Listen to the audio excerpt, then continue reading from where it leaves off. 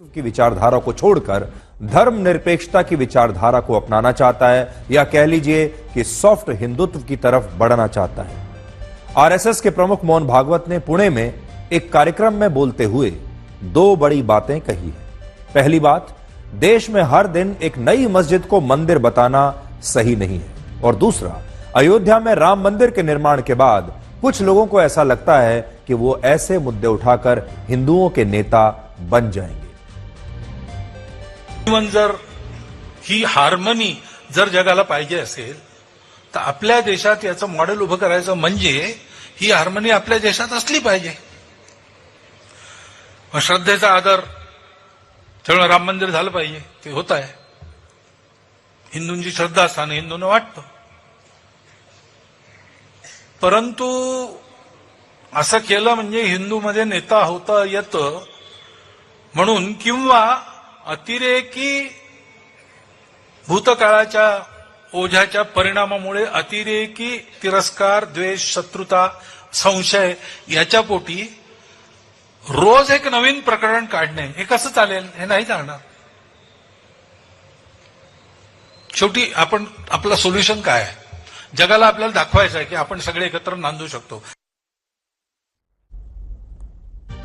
अब पूरे देश में सारी बहस इस बात को लेकर है कि मोहन भागवत का इशारा आखिर किसकी तरफ है, और मोहन भागवत आखिर कहना क्या चाह रहे हैं। क्या वो देश में जो हिंदू मुस्लिम वाली राजनीति इस समय चल रही है उससे शिफ्ट होना चाहते हैं? क्या वो सॉफ्ट हिंदुत्व की तरफ बढ़ रहे हैं? क्या वो धर्मनिरपेक्षता की तरफ बढ़ रहे हैं? और आप याद कीजिए, अभी जो लोकसभा के चुनाव हुए थे इसी साल, उन चुनावों में बीजेपी ने बहुत ही हार्ड हिंदुत्व की लाइन ली थी जब मंगल सूत्र वाला बयान दिया गया था। ऐसे में लोकसभा चुनाव के 6 महीने के बाद ही मोहन भागवत का ऐसा सॉफ्ट बयान क्या कहता है? देश में मंदिर मस्जिद के मुद्दे पर अब तक न तो प्रधानमंत्री मोदी ने कभी कोई टिप्पणी की है, न उनके मंत्रिमंडल के किसी नेता ने इस पर खुलकर कोई बयान दिया है, और न ही बीजेपी ने इस पर कभी कोई औपचारिक रूप से प्रेस कॉन्फ्रेंस की है। बीजेपी में योगी आदित्यनाथ अकेले ऐसे नेता हैं जिन्होंने पिछले 4 हफ्तों में संबल के मुद्दे पर या अलग अलग स्थानों पर जो मंदिर पाए जा रहे हैं, या जामा मस्जिद और मंदिर को लेकर जो विवाद हो रहे हैं, इस मुद्दे पर उन्होंने 16 बयान अभी तक दिए हैं, जिनमें उनका विधानसभा का भाषण भी शामिल है।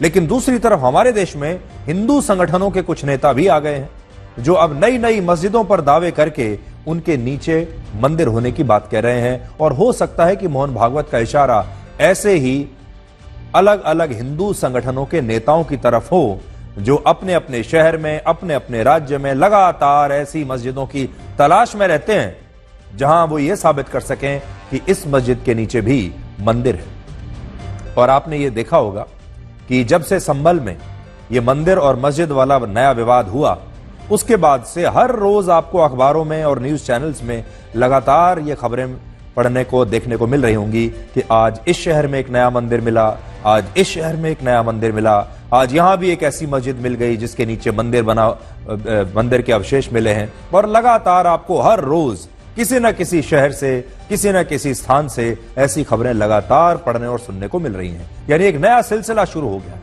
और उस इलाके में जो हिंदू संगठनों के नेता हैं वो वहां जाते हैं, उसके बाद मीडिया को लेकर जाते हैं, और फिर ये एक बड़ी खबर बन जाती है। क्या इसकी तरफ मोहन भागवत इशारा करना चाह रहे हैं?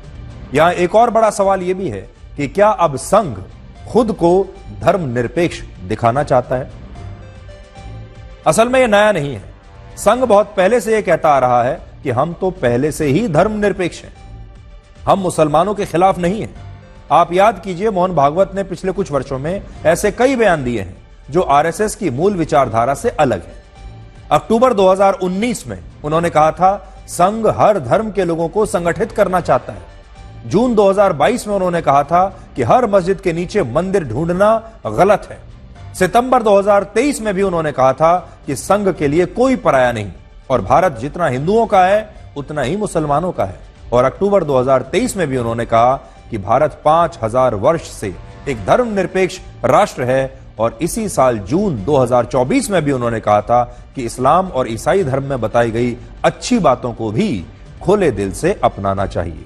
इसलिए मोहन भागवत ने आज कोई नई बात नहीं की है। वो लगातार कई वर्षों से ये बात कहते आ रहे हैं। इसके अलावा सितंबर 2022 में मोहन भागवत दिल्ली की एक मस्जिद में गए थे, जहां मुस्लिम धर्मगुरुओं और विद्वानों से उनकी 1 घंटे तक मुलाकात हुई थी और उन्होंने मदरसों में पढ़ने वाले मुस्लिम छात्रों के साथ भी तब संवाद किया था। ये वो घटनाएं हैं और बयान हैं जो संघ की मूल विचारधारा से मेल नहीं खाते। अब देखिए संघ की जो मूल विचारधारा है वो क्या कहती है, वो भी मैं आपके लिए आज लेकर आया हूं। आरएसएस के संस्थापक डॉक्टर केशव बलिराम हेडगेवार थे, जो भारत को एक हिंदू राष्ट्र कहते थे और हिंदू राष्ट्र बनाना चाहते थे। संघ के दूसरे प्रमुख माधव सदाशिव गोलवलकर ने भी हिंदू राष्ट्र की विचारधारा को ज्यादा से ज्यादा लोगों के बीच पहुंचाया और वो ये भी मानते थे कि गैर हिंदुओं को इस देश में समान अधिकार देना उचित नहीं होगा। लेकिन आज जब संघ अपने 100वें वर्ष में प्रवेश कर चुका है, तब संघ की प्रकृति अब बदलने लगी है और इसकी एक झलक मोहन भागवत के इन बयानों में आपको दिखाई देगी। अब देखिए, कभी किसी ने यह कल्पना की थी कि एक दिन ऐसा आएगा जब बीजेपी से भी ज्यादा कांग्रेस और समाजवादी पार्टी जैसे विपक्षी दलों के नेता आरएसएस प्रमुख मोहन भागवत के बयानों का समर्थन करेंगे, उनके साथ अपनी सहमति जताएंगे। लेकिन आज ऐसा ही हो रहा है। यह एक अभूतपूर्व घटना है जब उनके बयानों पर बीजेपी तो चुप बैठी है, लेकिन विपक्षी नेता आज मोहन भागवत की तारीफ कर रहे हैं। विपक्षी नेता आज उनके साथ खड़े हैं। देखिए, पहले हमें बहुत आश्चर्य हुआ कि उनकी तरफ से ऐसा बयान आया है, लेकिन कोई भी व्यक्ति अगर देश में आपसी भाईचारा बनाने की बात करेगा तो हम उसका स्वागत करते हैं, हम उनके बयान का स्वागत करते हैं। हालांकि ये भी कहना चाहूँगी कि ये सब शुरुआत उन्हीं की तरफ से पहले हुई थी, लेकिन आज जिस तर्ज पे हमारा देश जा रहा है और जिस आड़ में झोंका जा रहा है, तो उसके लिए अगर ऐसी स्टेटमेंट आई है तो उसका हम स्वागत करते हैं और देर आए दुरुस्त आए, और घर का भूला भटका जब वापस आए तो उसे भूला नहीं कहते। वेलकम करता हूं उनके इस बयान को, जो उन्होंने कहा है कि बहुत ही सस्ते ढंग से अपने आप को किसी धर्म विशेष का नेता बन जाने के लिए, मशहूर हो जाने के लिए इस तरह के प्रयास गलत हैं, इसे स्वीकार नहीं किया जा सकता। मैं वेलकम करता हूं। जो सुझाव उन्होंने दिया है रचनात्मक सुझाव है, पर जो लोग उनसे विचारात्मक तौर से इत्तेफाक रखते हैं, ये राय